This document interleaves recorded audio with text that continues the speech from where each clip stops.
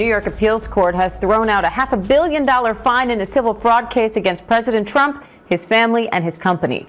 The court upheld a lower judge's ruling that found Trump liable of fraud by inflating his wealth to secure better business deals, but called the monetary penalty of more than $515 million excessive. Chief investigative correspondent Aaron Katersky is here with more. So, Aaron, what went into this decision? This is a 323-page opinion from the Appellate Division's First Department, and the judges are not in agreement here, but it appears they have found that after a 3-month trial,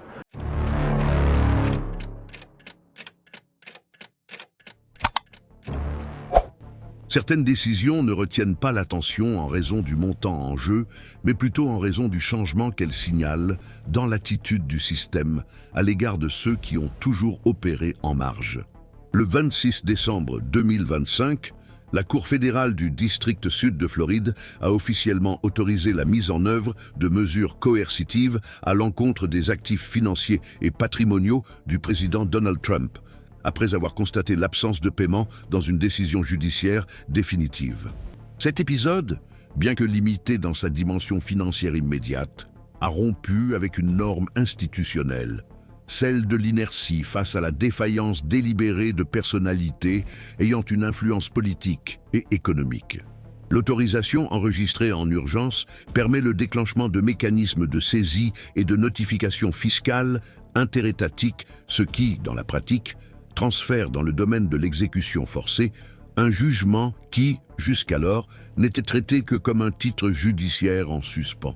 L'impact de cet épisode ne s'est pas limité à ce qui s'est passé dans la salle à ce moment-là. L'action a été initiée par des avocats liés à l'équipe juridique qui représente l'un des groupes bénéficiant de sanctions pécuniaires antérieures et s'est fondée non seulement sur l'absence de paiement, mais aussi sur des preuves préliminaires de réorganisation patrimoniale susceptibles d'entraîner une dilution des actifs.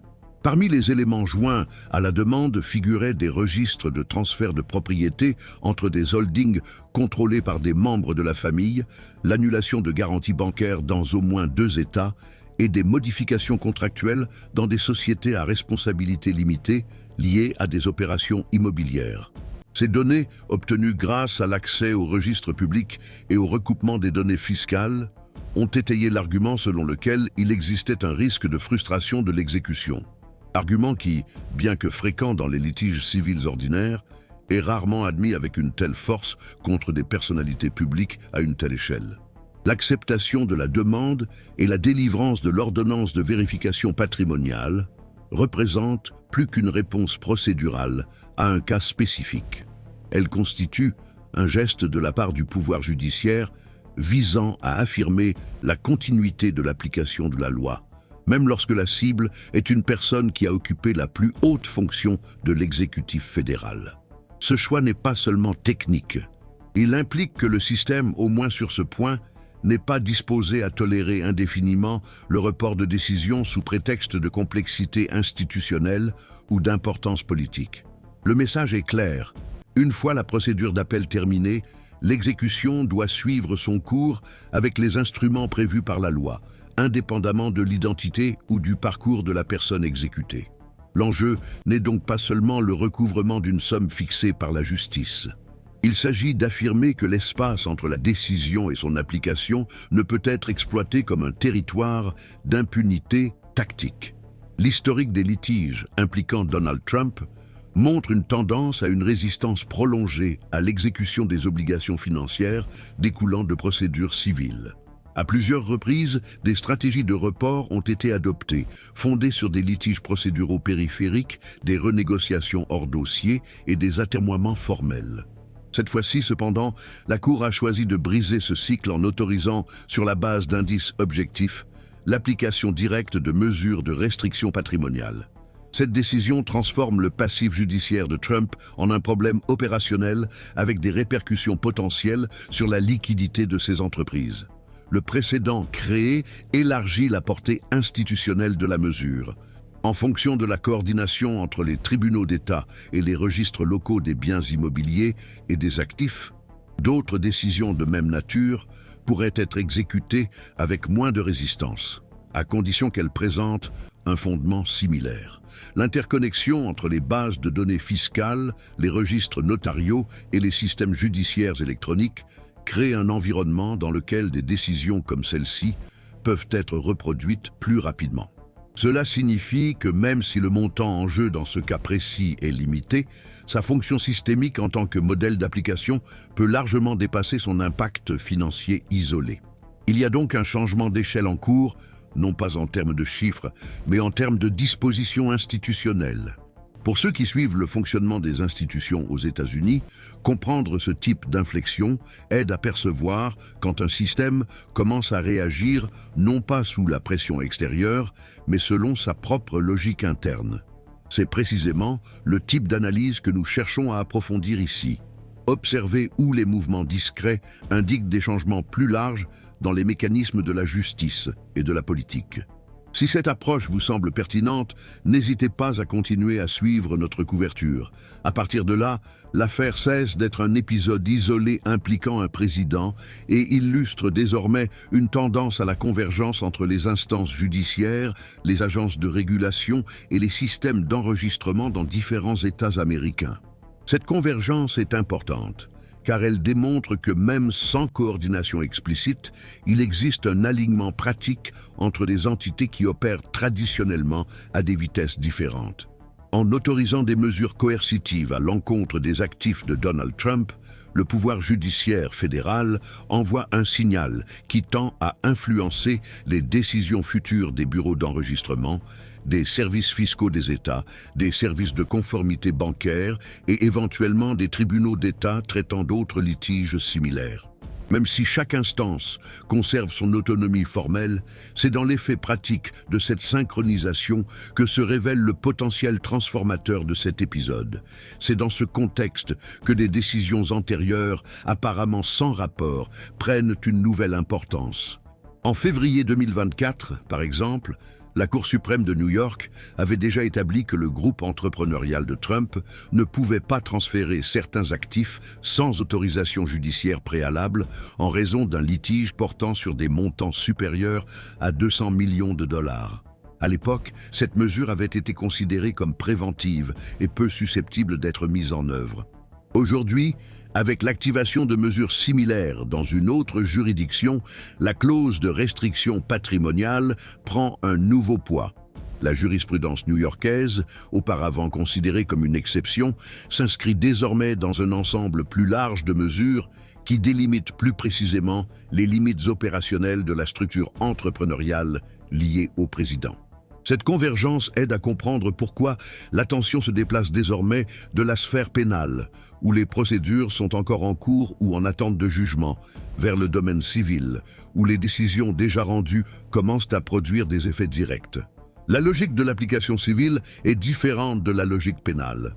Alors que la sphère pénale fonctionne sur la base de preuves solides et exige des normes de certitude plus élevées, la sphère civile répond à d'autres paramètres. Défaut de paiement, risque de frustration de l'exécution, mouvement atypique d'actifs. Cela signifie que le système peut agir plus rapidement et plus largement, sans nécessairement attendre l'issue des affaires pénales les plus visibles.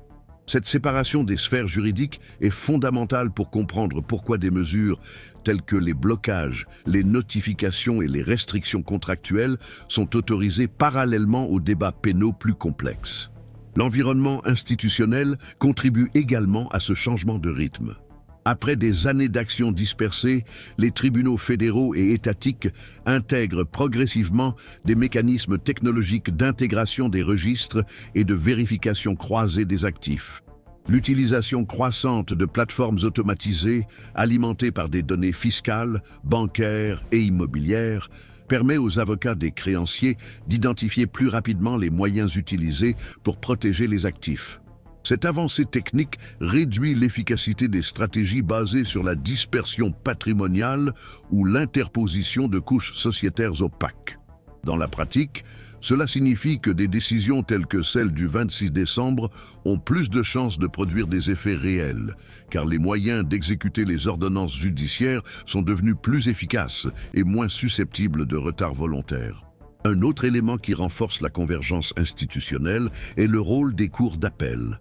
en particulier celles composées de juges nommés à des cycles différents et ayant des orientations idéologiques diverses.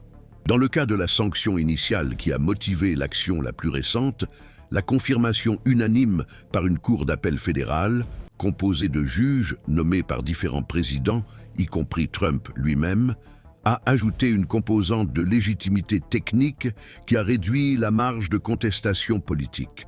Cette validation croisée, qui réunit différentes instances, renforce la position des créanciers et affaiblit la marge de manœuvre des débiteurs dans les procédures à fort impact public.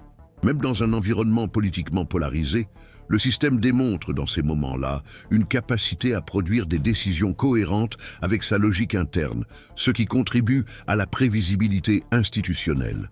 L'articulation entre ces variables juridiques et administratives amplifie les effets pratiques de la décision de la Cour de Floride. Même si le montant en litige est modeste par rapport au patrimoine déclaré du président, les mécanismes qui ont été activés ont une portée plus large que le litige initial. Une fois ouverte la possibilité de bloquer des actifs, non seulement les créanciers impliqués dans cette affaire, mais aussi ceux qui détiennent des titres exécutoires provenant d'autres États peuvent tenter de déposer des demandes similaires en invoquant le précédent comme argument. Cela transforme un épisode ponctuel en un catalyseur potentiel de mesures reproductibles, adaptées à des contextes juridiques différents, mais reposant sur des fondements similaires. Cette capacité de multiplication, même si elle n'est pas automatique, est ce qui préoccupe les analystes qui suivent la situation patrimoniale de Trump d'un point de vue juridique et institutionnel. C'est également la raison pour laquelle certains secteurs du marché financier ont commencé à revoir leurs projections concernant les entreprises du groupe Trump Organization. Les banques qui ont conclu des contrats de crédit avec des garanties immobilières liées au nom du président ont commencé à réévaluer leur degré d'exposition au risque judiciaire. En effet, en cas de saisie imminente ou de blocage de la cession fiduciaire, la capacité de refinancement ou d'augmentation de capital des entreprises concernées est sévèrement limitée. L'impact sur la gouvernance de ces entreprises est indirect mais sensible. Les administrateurs opèrent désormais dans un contexte d'incertitude qui affecte non seulement les bilans, mais aussi la continuité même de certains projets commerciaux. Dans ce scénario, la frontière entre le juridique et l'économique devient de plus en plus poreuse. Les analyses de ce type exigent un suivi constant et une attention particulière non seulement aux gros titres, mais aussi aux subtilités juridiques qui façonnent les développements. Si vous appréciez ce type de couverture continue et fondée, ce canal est un espace où ces mouvements institutionnels sont examinés avec toute la profondeur nécessaire. Les réactions institutionnelles récentes contre Donald Trump ont suscité des interprétations divergentes parmi les juristes, les analystes et les praticiens du droit.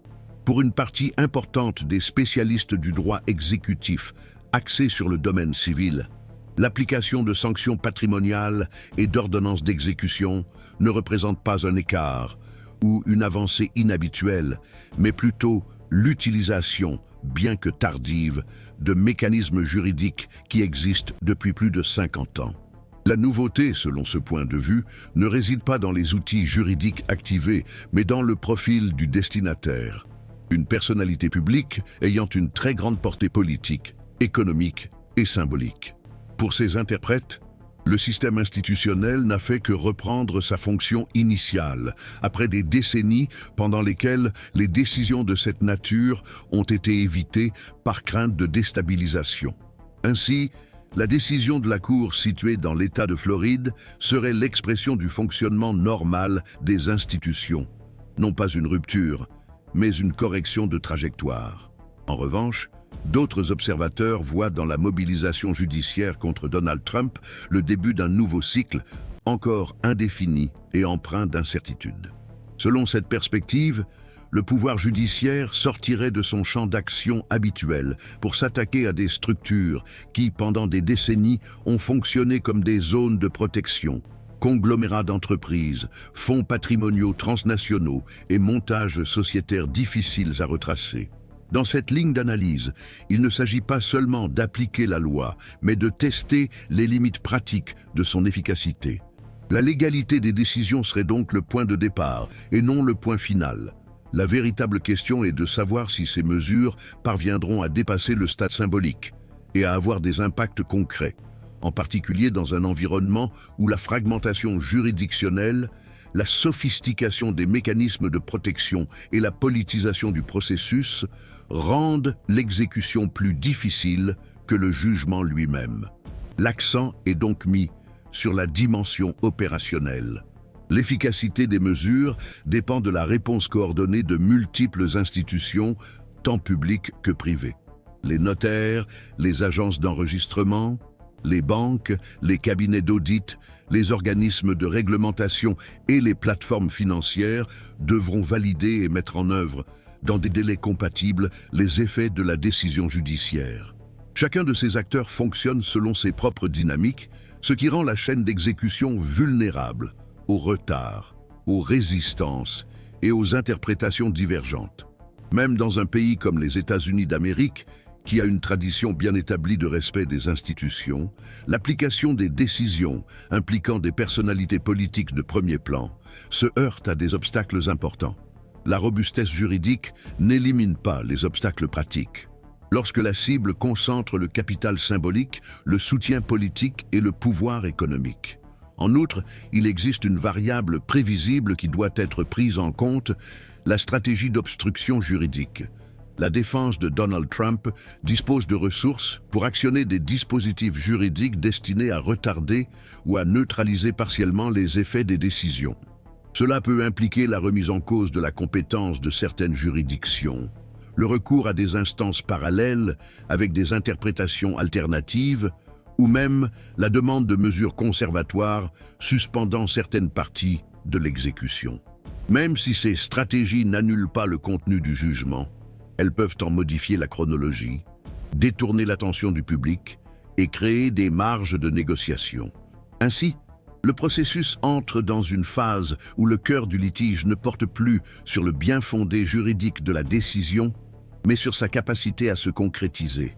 C'est dans cette zone de transition entre ce qui a été décidé et ce qui peut effectivement être mis en œuvre que se définissent bon nombre des orientations institutionnelles aux États-Unis d'Amérique. Dans ce contexte, le cas de Donald Trump impose une reconfiguration du fonctionnement d'institutions qui, jusqu'alors, n'étaient pas habituées à opérer sous la pression directe de l'opinion publique. Les organes administratifs, les entités financières et les départements techniques sont désormais appelés à participer à un processus qui dépasse le domaine juridique et touche au débat politique. Ce transfert de responsabilité engendre une tension structurelle silencieuse mais profonde. Celle de structures créées pour fonctionner avec une neutralité technique et contraintes d'agir dans des contextes à forte répercussion. C'est précisément dans cet environnement où le formel rencontre le contingent que se décidera si l'application judiciaire sera efficace ou si elle restera limitée au stade des intentions.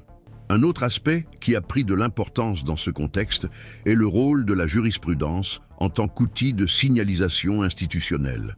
Certains secteurs du constitutionnalisme américain défendent l'idée que les actions impliquant des personnalités très influentes doivent comporter une composante pédagogique, celle de réaffirmer que la loi s'applique sans distinction, même à ceux qui occupent des positions élevées. Cette interprétation considère la décision non seulement comme une punition, mais aussi comme un message public. Cependant, cette approche rencontre également une certaine résistance. Pour plusieurs juristes, attendre qu'un jugement serve de symbole peut compromettre la neutralité technique du processus, en particulier lorsqu'il y a une forte exposition médiatique. Le dilemme se pose, comment appliquer la loi avec fermeté sans transformer l'acte en spectacle?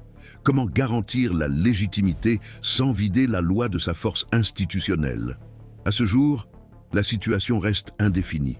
Rien ne garantit que d'autres tribunaux suivront la même voie, ni que les organes chargés de l'exécution agiront de manière cohérente. Ce qui est clair, c'est qu'une limite historique a été franchie, celle de la permissivité face au report systématique des ordonnances judiciaires définitives. Le défi consiste désormais à savoir si cette nouvelle donne sera consolidée en tant que norme, si elle sera étendue à d'autres cas similaires ou si elle reculera face aux pressions attendues. Les prochains trimestres seront décisifs. La réponse de Donald Trump, la mobilisation de ses partisans, la réaction des créanciers et le comportement des instances d'appel composeront le scénario dans lequel se décidera la portée réelle de ce qui a été initié. Face à cette situation en constante évolution, une vigilance analytique doit être exercée en permanence. Chaque nouvelle initiative institutionnelle, chaque tentative de retour en arrière, chaque réponse opérationnelle donne des indices sur la direction que pourrait prendre ce processus. C'est en suivant attentivement l'évolution de la situation, sans céder à l'immédiateté, que l'on peut se faire une idée plus précise de ce qui est en jeu.